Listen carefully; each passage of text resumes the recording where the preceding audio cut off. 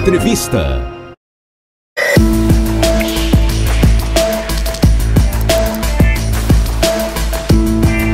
Já estamos aqui nos estúdios da Rádio Cidade com o vereador Silvio Nascimento para comentar os últimos fatos, envolvendo o ex-presidente Bolsonaro. Bom dia, Silvio. Bom dia, Renata. Bom dia, Vitor. Bom dia, enfim, toda a equipe da Rádio Cidade e todos aqueles que estão ouvindo a gente nesse momento. Bom, vereador, acho que o primeiro ponto é saber como que o partido recebe essa aceitação de denúncia que converte o ex-presidente de denunciado a réu nesse processo por tentativa de golpe de Estado. Como que o PL vai se articular de agora em diante para defender o Bolsonaro? Recebe sem nenhuma surpresa, né? Assim, eu acho que o Brasil recebe sem surpresa, porque aquilo ali não foi um julgamento para recebimento de denúncia. Aquilo ali, na verdade, é um jogo de cartas marcadas que acontece já há muito tempo mesmo. Assim, primeiro você está sendo denunciado por um golpe de Estado que nunca existiu. A legislação brasileira não considera a tentativa crime, já começa por aí. Segundo que, na verdade, essa denúncia oferecida, na verdade, as investigações começam em 2021, quando Bolsonaro ainda era presidente, e torna-se praticamente impossível, né? Você dar um golpe em você mesmo, não fazia o menor sentido. Terceiro, quando a Polícia Federal diz que culminou o golpe, em 8 de janeiro de 2023, Bolsonaro nem no Brasil estava. Então, assim, não faz o menor sentido existir uma tentativa de golpe de Estado. E mesmo se tivesse existido uma tentativa, não seria tipificada como crime. Então, na verdade, o que a gente está vendo é o contrário. A gente está vendo um golpe do judiciário para tirar alguém da eleição de 2026 e tirar o primeiro lugar nas pesquisas, quem está à frente das pesquisas, quem reúne multidões por onde passa. Então, é exatamente esse o objetivo. O PL, obviamente, vai se articular, o PL vai se movimentar na Câmara, ou a palavra movimentar seja justamente o contrário. O PL vai sim travar pautas na Câmara, o PL vai focar nessa questão, o PL vai focar na anistia, o PL vai focar nas pautas que são relevantes para o Brasil e pautas políticas, obviamente, as pautas estruturadoras não serão deixadas de lado, mas as pautas políticas terão um foco muito maior. Durante a entrevista coletiva, o ex-presidente Bolsonaro pareceu muito tranquilo, rebateu os pontos e o argumento é esse, de que há um claro objetivo de que ele não possa concorrer às próximas eleições, mesmo estando já na situação de inelegível. Mas vocês acreditam que essa prisão vai acontecer ou não? Olha, tudo é possível quando se trata de Alexandre de Moraes. Começa que esse é um julgamento que deveria ter início na primeira instância. Entenda que Lula, por corrupção, ele foi julgado na primeira instância, depois ele foi para os desembargadores e ele acaba no STF. Né? Bolsonaro vai direto para o STF, o que já é estranho de se ver, e vai direto para a primeira turma do STF.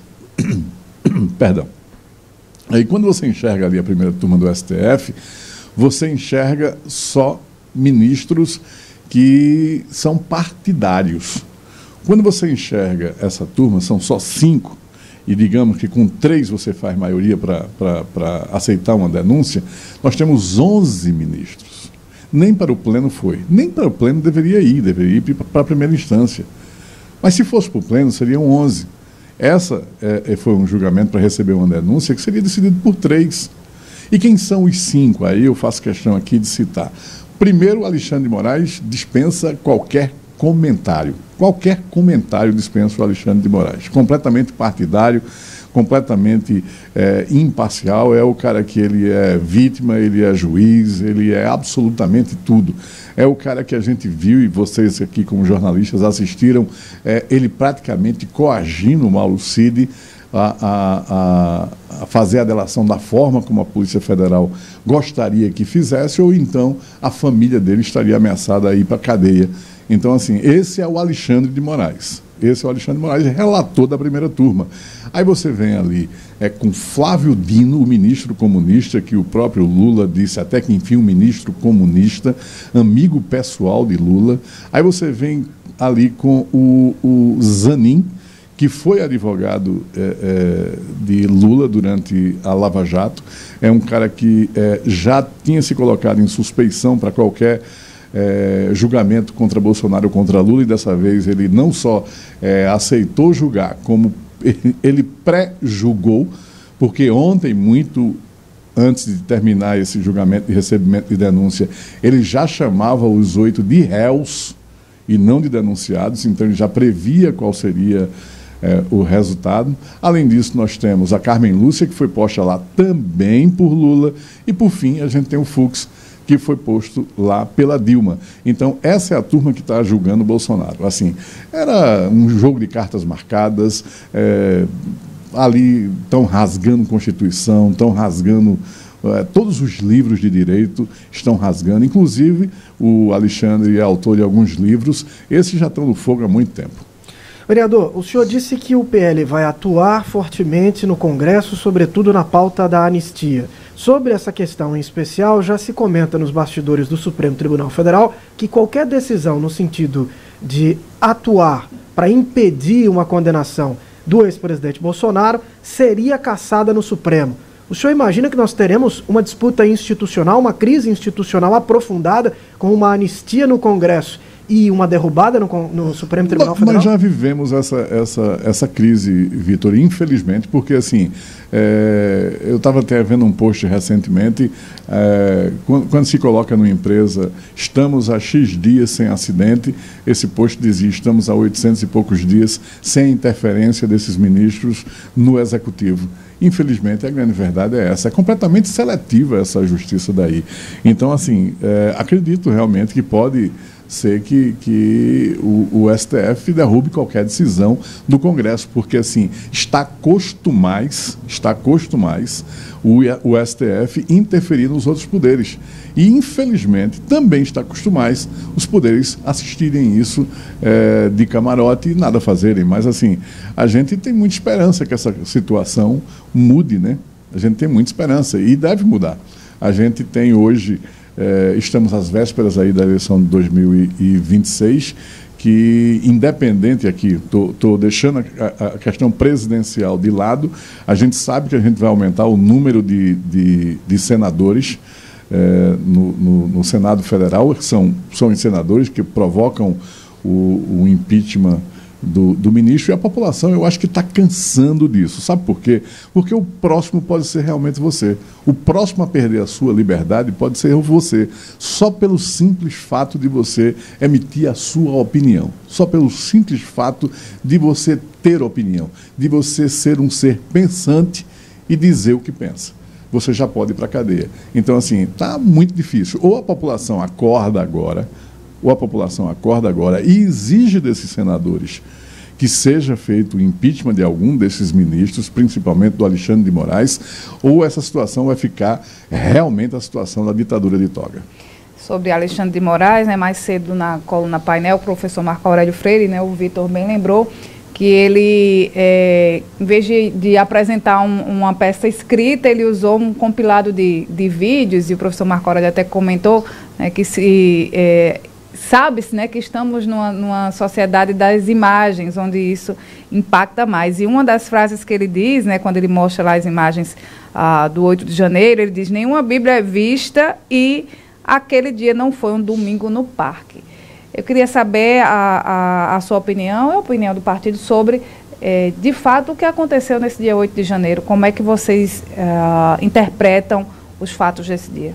Olha, nós tínhamos milhares de pessoas ali na frente do Congresso e naquele espaço dali. Eram milhares de pessoas, mas inclusive transeuntes. Nós tínhamos lá pessoas que chegaram às 5 da tarde, como foi o caso do Clezão, que acabou morto por absoluta inércia do Alexandre de Moraes, acabou morto na Papuda. Nós tínhamos pessoas como a Débora, que simplesmente pichou com um batom, está aí, condenada a 14 anos de prisão. O Fux disse que vai rever a dosimetria, vai tentar reduzir essa pena, mas isso é só uma cortina de fumaça, simplesmente uma cortina de fumaça para dizer que o STF tem equilíbrio, mas o equilíbrio é zero, na verdade. A gente tem pessoas e pessoas, obviamente, quando você tem milhares de pessoas, algumas são mais equilibradas e outras menos equilibradas, mas assim, eu tenho imagens, se o Alexandre gostaria de ter as imagens de pessoas rezando, ajoelhadas na frente do Congresso, essas imagens estavam na internet. O que não tem são as imagens de Dino, que se omitiu a colocar as imagens. São imagens que a gente gostaria de ver. São imagens de pessoas tidas como infiltradas, que infelizmente foram vistas na internet e depois não foram entregues pelo então ministro da Justiça, Dino. E você vê que no próprio julgamento o Alexandre de Moraes tira vídeo da cartola, omite provas, cerceia a defesa de provas e ele mesmo, ao mesmo tempo, tira vídeos da cartola. Então, assim, volto a dizer, isso não foi um julgamento, isso foi um teatro, isso foi uma palhaçada, isso foi o que a gente chama de jogo de cartas marcadas, isso nada mais é para retirar Bolsonaro do pleito de 2026. Nada mais é. E quem está atuando nesse sentido é a Justiça. Infelizmente, é a Justiça. Vereador Silvio Nascimento, do PL, conversa conosco aqui sobre a mudança de status do ex-presidente Jair Bolsonaro na questão da tentativa de golpe. Ontem o julgamento concluiu que, pela admissibilidade da denúncia oferecida pela Procuradoria-Geral da República, o ex-presidente passa de denunciado a réu. Vereador, o senhor falou agora sobre a tentativa de retirar o ex-presidente Bolsonaro da disputa de 26. Agora há pouco nós ouvimos um trecho de fala do presidente Lula no Japão, está em missão diplomática, e disse que ele também... Super comitiva, inclusive, né? Mais uma vez gastando o seu dinheiro, o meu dinheiro. Ele disse que ele também foi tirado das eleições em 2018.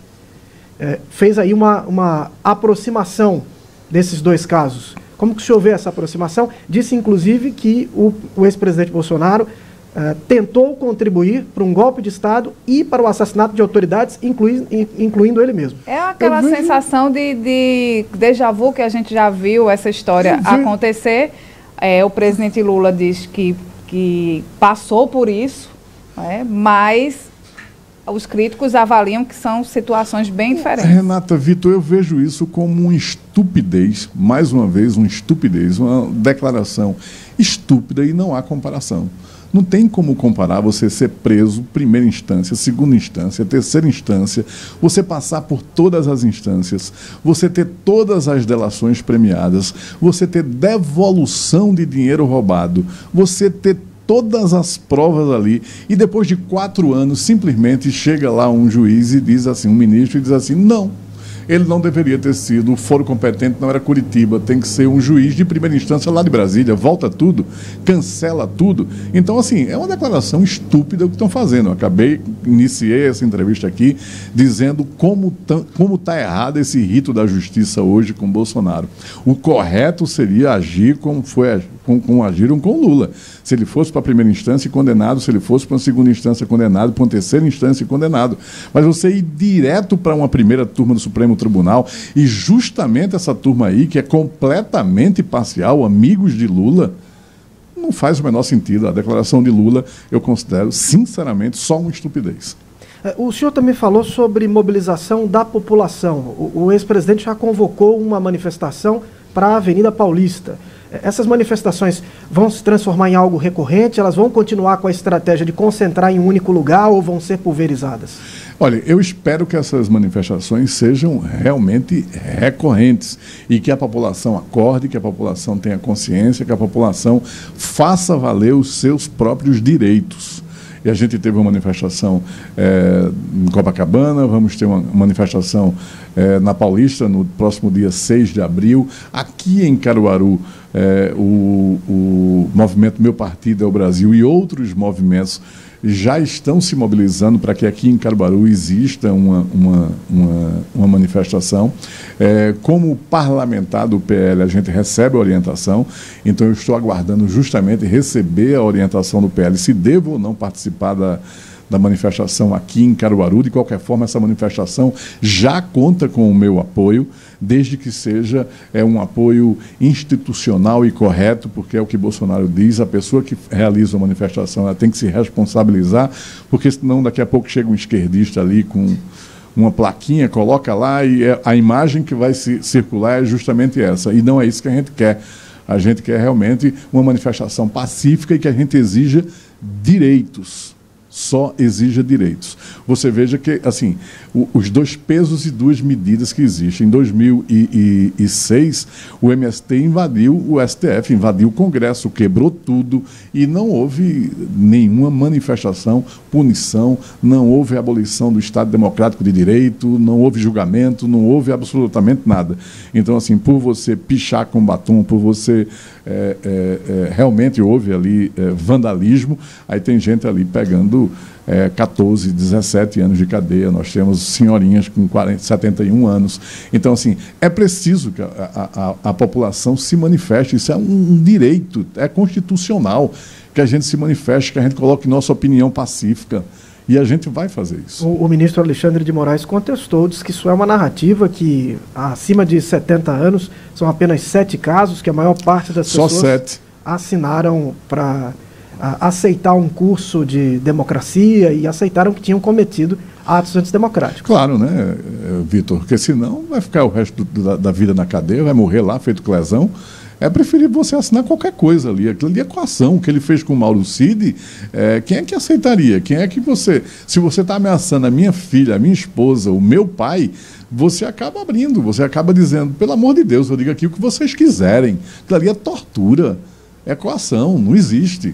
Entendeu? Então, assim, essas velhinhas, esses velhinhos acabam fazendo... Morador de rua foi preso. Morador de rua foi preso como se fosse um manifestante, como se fosse um terrorista.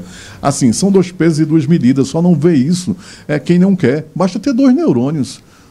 Basta ter dois neurônios para a gente raciocinar que existe uma distorção hoje da justiça. Basta você ter dois neurônios para você ver traficante de fuzil na mão, assassinos, estupradores sendo liberados pelo STF, enquanto uma professora, uma cabeleireira está metida na cadeia porque pichou de batom um batom que sai com água e sabão. Assim, dois neurôniozinhos já resolve essa situação. Tem um ponto, Renata, também colocado hoje pelo presidente Lula, que acho que vale aqui a pergunta ao vereador. O presidente Bolsonaro se diz inocente e fala sobre materialidade. Falta materialidade para apontar que ele teria qualquer envolvimento numa suposta tentativa de golpe de Estado.